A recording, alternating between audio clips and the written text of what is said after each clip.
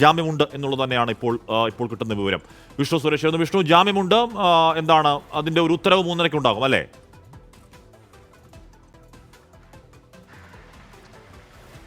ഹാഷ്മി, ബോബി ചെമ്മണ്ണൂരിന് ജാമ്യം അനുവദിച്ചിരിക്കുന്നു. ജാമ്യ ഉത്തരവ് 3:30 പുറത്തിറങ്ങും. അതിനുശേഷമായിരിക്കും ആ ഉത്തരവിന്റെ അടിസ്ഥാനത്തിലായിരിക്കും എപ്പോഴായിരിക്കും ജയിലിൽ നിന്ന് പുറത്തേക്ക് എത്തുക എന്നുള്ള കാര്യം അറിയുക. അതായത് സാധാരണഗതിയിൽ 7:30 വരെ ജയിൽ ടൈമുണ്ട്. അതിനുശേഷം ജാമ്യ ഉത്തരവ് 3:30 പൂർത്തിയാക്കി ഒരു 4-5 മണിയോടുകൂടി ഉത്തരവ് ജയിലിൽ എത്തിക്കുകയാണെങ്കിൽ ബോബി ചെമ്മണ്ണൂരിന് ഇന്ന് തന്നെ പുറത്തിറങ്ങാനാകുമെന്നുള്ളതാണ് ഏറ്റവും പ്രധാനപ്പെട്ട കാര്യം. കഴിഞ്ഞ ജനുവരി 8-ാം തീയതിയാണ് ബോബി ചെമ്മണ്ണൂർ ജയിലിലാകുന്നത്. അതിനുശേഷം ഇന്ന് 14-ാം തീയതിയായി 6 ദിവസമാണ് വ്യവസായ പ്രമുഖൻ എറണാകുളം ജില്ലാ ജയിലിൽ കിടന്നത്. അതുമായി ബന്ധപ്പെട്ട് 2 തവണ ജാമ്യാപേക്ഷ നൽകിയിരുന്നു. അതിൽ ആദ്യം ജില്ലാ കോടതിയിലാണ് നൽകിയത്. ജില്ലാ കോടതി അത് പൂർണ്ണമായി വെട്ടിക്കളഞ്ഞു. പിന്നീട് കഴിഞ്ഞ ദിവസം ഹൈക്കോടതിയിൽ ജാമ്യം ഫയൽ ചെയ്തു. അന്ന് വിശദമായ വാദം കേട്ടു. ഇന്നിപ്പോൾ ബോബി ചെമ്മണ്ണൂരിന് ജാമ്യം ഹൈക്കോടതി അനുവദിച്ചിരിക്കുന്നു. PV കുഞ്ഞികൃഷ്ണന്റെ ബെഞ്ചാണ് ജാമ്യം അനുവദിച്ചത്. ജാമ്യം അനുവദിക്കുന്ന ഘട്ടത്തിൽ ഒരു വാദം നടന്നിരുന്നു. അതിൽ ഏറ്റവും പ്രധാനപ്പെട്ടത് പ്രതിഭാഗം ഉന്നയിച്ചത് പ്രാഥമിക ദൃഷ്ടിയിൽ പോലും അല്ലെങ്കിൽ പ്രഥമ ദൃഷ്ടിയിൽ പോലും ഈ കേസ് നിലനിൽക്കില്ല, ആരോപണം അടിസ്ഥാനരഹിതമാണ് എന്നെല്ലാമുള്ള കാര്യങ്ങൾ പറഞ്ഞിരുന്നു. ഇത് ഒരു കെട്ടിച്ചമച്ച കേസാണ്, തരത്തിലുള്ള വിമർശനങ്ങളൊക്കെ ജാമ്യ ഹർജിയിൽ പ്രതിഭാഗം ഉന്നയിച്ചു. എന്നാൽ കോടതി വളരെ ശക്തമായ വിമർശനം ബോബി ചെമ്മണ്ണൂരിനെതിരെ ഈ ഘട്ടത്തിൽ ഉയർത്തിയെന്നുള്ളതാണ് ഏറ്റവും പ്രധാനപ്പെട്ട കാര്യം. കേസ് പരിഗണിച്ച ആദ്യവേളയിൽ തന്നെ ഈ പ്രയോഗത്തിൽ ദ്വയാർത്ഥമുണ്ട്, അതിൽ ദ്വയാർത്ഥമില്ല എന്ന് പറയാനാകില്ല എന്ന് ജസ്റ്റിസ് കുഞ്ഞികൃഷ്ണൻ വ്യക്തമാക്കിയിരുന്നു. ഒപ്പം എന്തിനാണ് ഇയാൾ ഇത്തരത്തിൽ നിരന്തരം ഇത്തരത്തിലുള്ള പ്രയോഗങ്ങൾ നടത്തുന്നതെന്ന് കോടതി ചോദിച്ചു. സെലിബ്രിറ്റിയാണ് എന്ന് പറയുന്ന ഒരാളാണ് ബോബി ചെമ്മണ്ണൂർ. അയാളുടെ ഭാഗത്ത് നിന്ന് ഇത്തരം സംഭവങ്ങൾ ഉണ്ടാകുന്നത് ദൗർഭാഗ്യകരമല്ലേ എന്ന് കോടതി ചോദിക്കുന്നു. പ്രോസിക്യൂഷൻ ആകട്ടെ ഈ ജാമ്യ ഹർജിയെ ശക്തമായി എതിർത്തിരുന്നു. ഇത്തരത്തിൽ ജാമ്യ ഹർജി അല്ലെങ്കിൽ ജാമ്യം നൽകിക്കഴിഞ്ഞാൽ അത് പൊതുസമൂഹത്തിന് നൽകുന്ന ഒരു പിക്ചർ അത് വ്യത്യസ്തമുള്ളതായിരിക്കും എന്ന് പ്രോസിക്യൂഷൻ പറഞ്ഞു. ഒപ്പം ഇയാൾ നിരന്തരം ഇത്തരത്തിൽ നായികമാരെയും അതോടൊപ്പം തന്നെ ഈ സോഷ്യൽ മീഡിയ ആങ്കർമാരെയൊക്കെ മോശമായി ചിത്രീകരിക്കുന്ന ആളാണ്.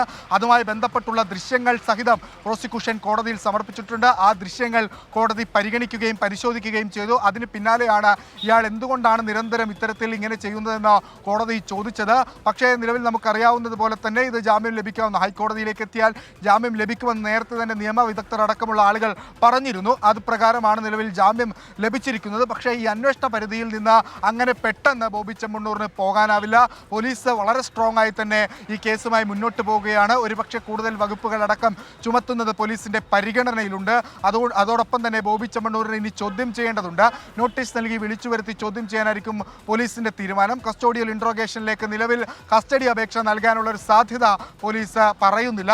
അതുകൊണ്ട് തന്നെ നോട്ടീസ് നൽകി വിളിച്ചു വരുത്തും. ബോബി ചെമ്മണ്ണൂർ ആകട്ടെ അന്വേഷണവുമായി പൂർണ്ണമായി സഹകരിക്കുമെന്ന് ഇതിനോടകം തന്നെ കോടതിയെ അറിയിക്കുകയും ചെയ്തിട്ടുണ്ട്. കഴിഞ്ഞ തവണ കേസ് പരിഗണിച്ച ഘട്ടത്തിൽ തന്റെ ഭാഗത്തുനിന്ന് ഇത്തരത്തിൽ തെറ്റുകൾ ഉണ്ടാകില്ല എന്ന് ഇനി ആവർത്തിക്കില്ല എന്നും ബോബി ചെമ്മണ്ണൂർ പറഞ്ഞിരുന്നു. ഒരുപക്ഷെ അത്തരം കാര്യങ്ങളൊക്കെ പരിശോധിച്ചായിരിക്കാം നിലവിൽ ജാമ്യം നൽകിയിരിക്കുന്നത്. 6 ദിവസത്തെ ജയിൽവാസത്തിന് ശേഷം ബോബി ചെമ്മണ്ണൂർ പുറത്തിറങ്ങുന്നു. അത് നമ്മൾ ആദ്യഘട്ടം മുതൽ തന്നെ പ്രതീക്ഷിച്ചിരുന്നു. പക്ഷേ ഇതൊരു വലിയ പാഠമാണ്, വലിയ സന്ദേശമാണ്.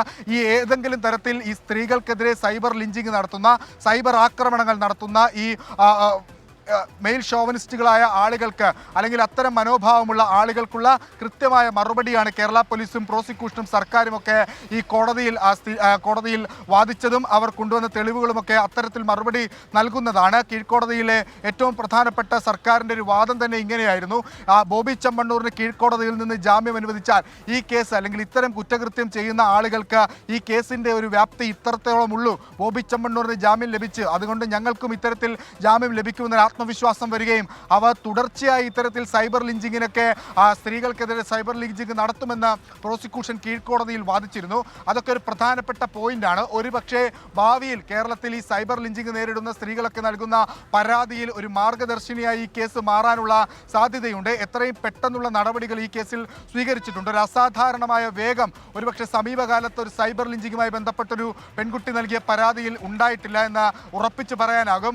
പരാതി നൽകി ഹണിറോസ് പരാതി നൽകി 2-ാം മണിക്കൂറിൽ ബോബി ചെമ്മണ്ണൂരിനെതിരെ കേസെടുക്കുന്നു. 10 മണിക്കൂറാകുമ്പോൾ തന്നെ വയനാട് പോയി അറസ്റ്റ് ചെയ്യുന്നു. അതായത് ബോബി ചെമ്മണ്ണൂരിനെ പൂട്ടാൻ പോലീസ് തയ്യാറെടുത്തിരുന്നു. പോലീസ് ഒരു തരത്തിലുള്ള ഒരു തരത്തിലുള്ള നിയമത്തിന്റെ ന്യൂനതയും ആനുകൂല്യങ്ങളും ബോബി ചെമ്മണ്ണൂരിന് കിട്ടരുത് എന്ന് ഉറപ്പിച്ചിരുന്നു. അതൊരു മെസ്സേജ് ആയിരുന്നു. ഇത്തരത്തിൽ ഈ സൈബർ ലിഞ്ചിങ് ഒക്കെ നടത്തുന്ന ആളുകൾക്ക് അങ്ങനെ ഒരു മെസ്സേജ് കൃത്യമായി നൽകാൻ ഞങ്ങൾ ആഗ്രഹിക്കുന്നു എന്ന് പറഞ്ഞാണ് ബോബി ചെമ്മണ്ണൂരിന്റെ അറസ്റ്റ് അല്ല വിഷ്ണു, ഇത് പറയുന്ന ബോബി ചെമ്മണ്ണൂർ പറയുന്ന ദ്വയാർത്ഥ പ്രയോഗം ഹണി റോസിന്റെ ജീവിതത്തിലൊക്കെ ഉണ്ടാക്കിയ ഇമ്പാക്ട്, അല്ലെങ്കിൽ സ്ത്രീ ജീവിതങ്ങളിൽ ഉണ്ടാക്കുന്ന ഇമ്പാക്ട് വളരെ വലുതാണെങ്കിലും നിയമത്തിന്റെ കണ്ണിൽ അതത്ര വലിയ ഭീകരമായ വകുപ്പുകളല്ല. സ്വാഭാവികമായും ജാമ്യം കിട്ടുമെന്ന് നിയമവിദഗ്ധർ നേരത്തെ തന്നെ വിചാരിച്ചാണ്. അതുകൊണ്ട് ഈ ജാമ്യം അപ്രതീക്ഷിതമല്ല. പക്ഷേ 3:30 വരാൻ പോകുന്ന ഉത്തരവിൽ കോടതി ഇപ്പോൾ പറയുന്ന പരാമർശങ്ങൾ, ഈ പറയുന്നത് എന്താണ്, ഇത് സമൂഹത്തിനുണ്ടാക്കുന്ന പ്രത്യാഘാതങ്ങൾ അത് നടത്തുന്നവർ മനസ്സിലാക്കണം. എന്തുകൊണ്ടാണ് ഇയാൾ ഇതൊക്കെ ചെയ്തു കൂട്ടുന്നത് എന്ന കോടതിയുടെ അമ്പരപ്പ് അടക്കമുള്ള കാര്യങ്ങൾ 3:30 വരുന്ന ഉത്തരവ് കുറച്ച് വിശദമായ ഉത്തരവാകാൻ സാധ്യതയുണ്ട്.